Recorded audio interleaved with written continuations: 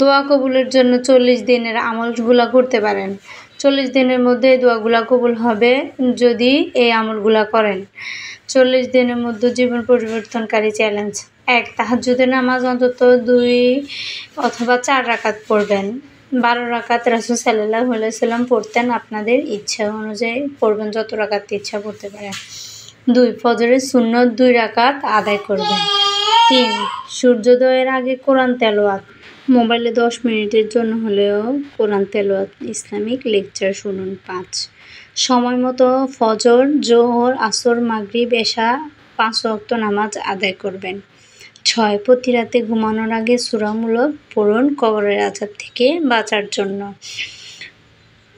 7. প্রতি রাতে ঘুমানোর আগে সূরা বাকারার শেষ 2 আয়াত পড়বেন। 8. প্রতি শুক্রবার সূরা কাহফ পড়বেন। দাজ্জালের ফিতনা থেকে বাঁচবেন এবং ঈমান নিয়ে মৃত্যুবরণ করবেন। 9. প্রতি রাতে ঘুমানোর আগে সবাইকে ক্ষমা করে দিবেন। দিনে অন্তত 70 বারের বেশি ইস্তেগফার পড়বেন। যত বেশি পড়বেন তত গুনাহ মাফ হবে, বিপদ দূর হবে এবং দোয়া কবুল হবে।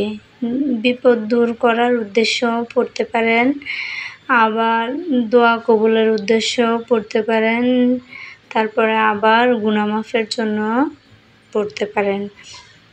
এই আমলগুলো যদি করেন, আল্লাহ তাআলার কাছে দোয়া করেন, সে দোয়া ইনশাআল্লাহ কবুল হবে এবং জীবন পরিবর্তন হবে যদি এই নিয়মগুলো নিয়মিত পালন করেন। এবং যদি কোনো ইচ্ছা পূরণের উদ্দেশ্যে পড়েন তাহলেও আল্লাহ তাআলা ক্ষমা করে দিবেন এবং পরকালের জন্য এখানের অনেকগুলা আমল আল্লাহ তাআলা কবরের আযাব থেকে দূর করবেন। বিভিন্ন কবরের হয়তো যদি সারা জীবন করতে পারেন তাহলে নিয়মিত আল্লাহ তাআলা ইনশাআল্লাহ জান্নাত নসিব করবেন। যদি আপনি পাপ কাজ থেকে, মানুষের ক্ষতি থেকে, মানুষের ক্ষয়ক্ষতি করা থেকে বিরত থাকেন, যদি মানুষের উপকার করেন, গোপনে দান সদকা করেন, নিয়মিত সত্যের পথে চলেন, অন্যকে বিপদ থেকে রক্ষা করেন, অন্যের বিপদে এগিয়ে আসেন, সব সময় সৎ পথে চলেন, তাহলে ইনশাআল্লাহ আল্লাহ তাআলা আপনার দোয়াগুলা কবুল করবেন, ঈমানের সহিত মৃত্যু দিবেন। আল্লাহ তাআলা এবং রাসূলের উপর বিশ্বাস রেখে এই আমলগুলা করতে পারেন। রাসূল সাল্লাল্লাহু আলাইহি ওয়াসাল্লাম এখানের সবগুলা আমল নিয়মিত করতেন।